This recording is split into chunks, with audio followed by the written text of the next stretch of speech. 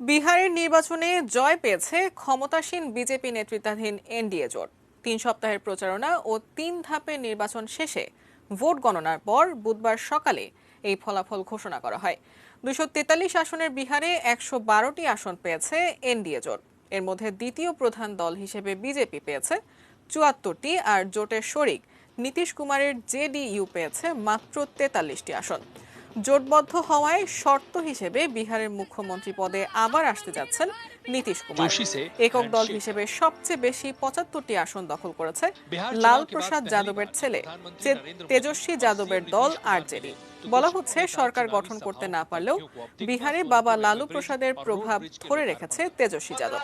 অন্যদিকে মাত্র 19টি আসন পেয়েছে কংগ্রেস। বিহারের জয়ে শরিকদের অভিনন্দন জানিয়েছেন প্রধানমন্ত্রী নরেন্দ্র মোদী। বলেছেন, প্রত্যেক এলাকার প্রত্যেক নাগরিকের সুষম উন্নয়নের জন্য কাজ করে যাবে তাদের জোট।